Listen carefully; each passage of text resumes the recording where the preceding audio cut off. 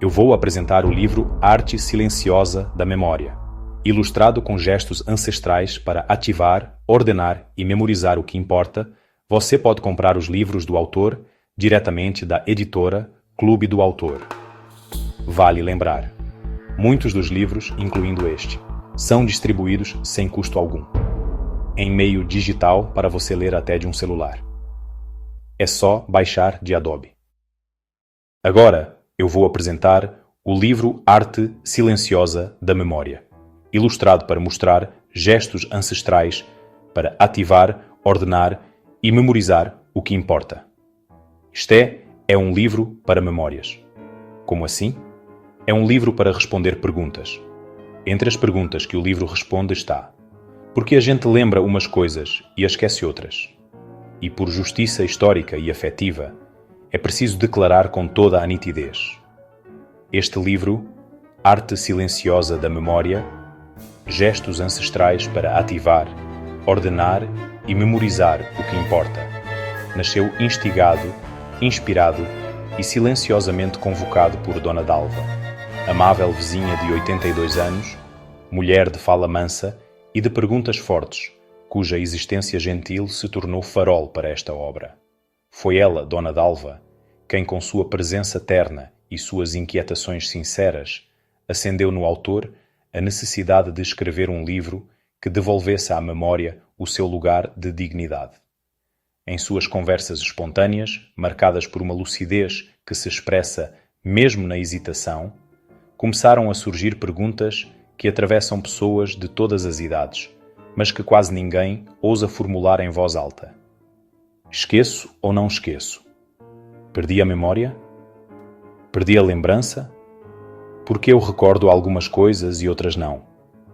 O que permanece em mim? O que me abandona? O que devo guardar para não me perder? A cada conversa com Dona Dalva, ficava evidente que suas dúvidas não eram apenas dela, ecoavam como um coro silencioso na vida de milhares de pessoas que se encontram exatamente na mesma situação. Por trás de cada pergunta havia um apelo ético. Como continuar sendo quem sou, se minhas lembranças oscilam? Como organizar o que resta? Como não sofrer com o que se apaga? E como honrar o que permanece? As perguntas de Dona Dalva são enormes em profundidade. Revelam uma sensibilidade rara, uma coragem cotidiana e um temor humano universal. O de que a memória, esse arquivo invisível que sustenta nossa identidade, possa se dispersar com o tempo, a rotina, a idade, a pressa ou simplesmente com o acúmulo de experiências. Por isso, esta obra é formal e carinhosamente dedicada a ela. O livro é dedicado para que Dona Dalva se sinta autorizada e até convocada a propagar o livro, compartilhá-lo, emprestá-lo, mostrá-lo, abri-lo em rodas de conversa, aproximá-lo de quem teme estar esquecendo demais e ajudar a sanar, com a força da experiência, a dúvida de multidões que se perguntam a cada dia: sou eu que estou esquecendo ou é o mundo que me empurra para esquecer? Perdi a memória? Ou apenas perdi a calma? É normal lembrar pedaços e perder outros? Por que alguns nomes fogem e certas dores ficam? A dedicatória é, portanto, um gesto simbólico. O livro nasce de uma pessoa e retorna a muitas. Assim, este livro existe para dizer que ninguém está sozinho, que a memória não é um enigma perdido, que lembrar é uma prática, que esquecer também é uma forma de ordenar, e que recuperar a dignidade do lembrar é recuperar a dignidade de existir com lucidez. Espero que Dona Dalva, mulher de 82 anos, ponte entre ternura e coragem, seja o rosto visível dessa multidão, e que cada leitora, ao abrir estas páginas, encontre o mesmo chamado: fazer mais e mais por sua própria lucidez, não desistir de si e escolher com sabedoria e coragem com quem deseja compartilhar os sonhos, as memórias e o futuro que ainda pode construir. Por fim, quero encerrar essa apresentação afirmando: a memória não vive apenas no cérebro. Ela respira no gesto, na calma e no silêncio. Por isso, a gente lembra umas coisas e esquece outras.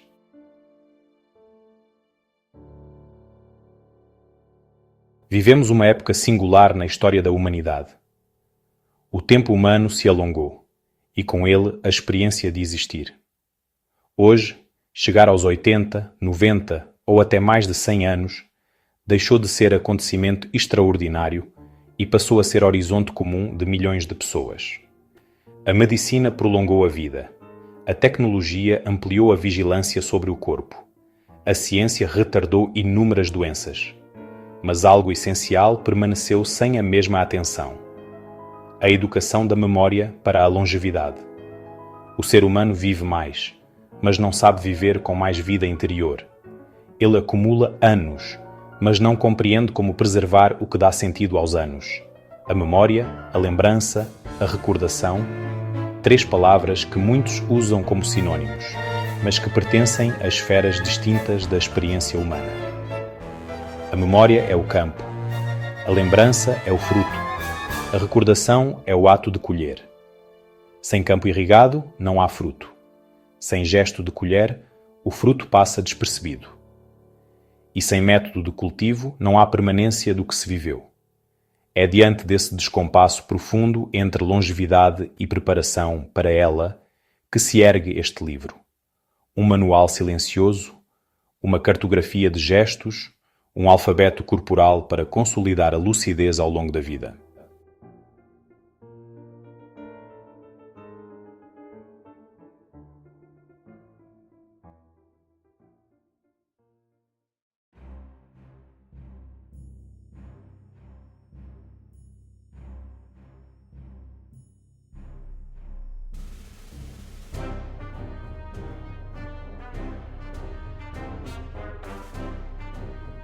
Vivemos mais, mas não sabemos viver com mais vida interior.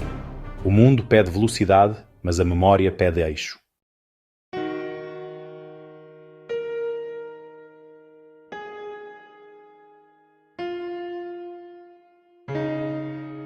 Quero entender o que fica e o que se perde. Hoje se sabe. A mão pensa antes da palavra. E quando o corpo participa, a memória floresce. Por isso, os gestos que você vê neste livro são importantes que você conheça, pratique e reproduza.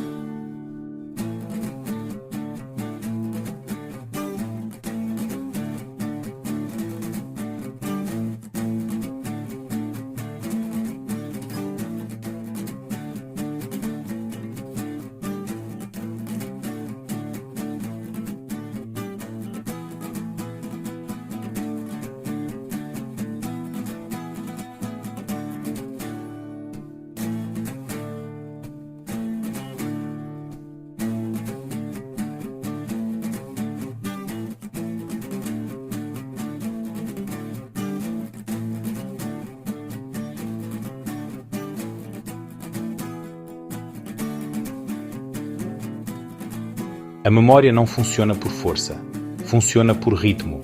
O gesto regula a respiração regula a atenção fixa a memória.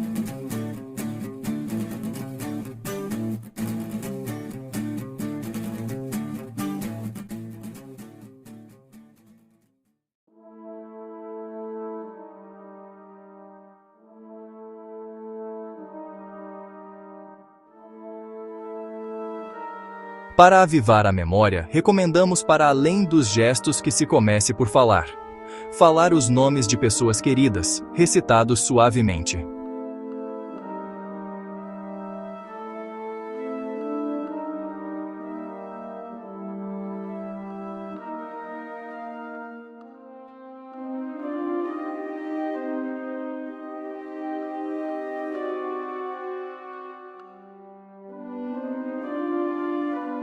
É assim que você escolhe guardar.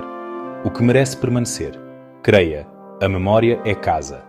Cuidar dela é cuidar de si.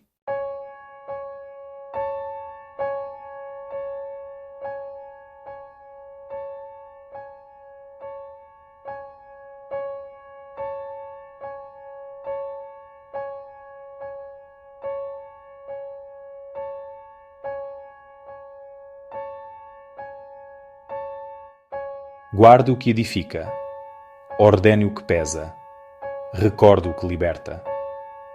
E faça mais um pouco, sempre, para desenvolver pessoas capazes de escolher com quem querem compartilhar seus sonhos.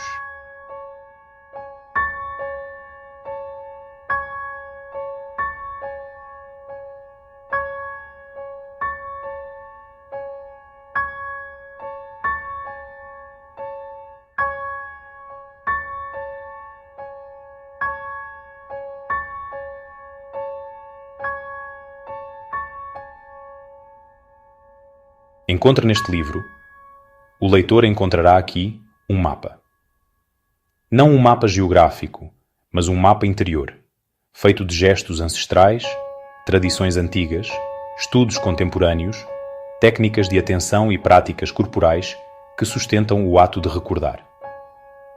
Este livro não é catálogo de exotismos orientais, tampouco é manual místico.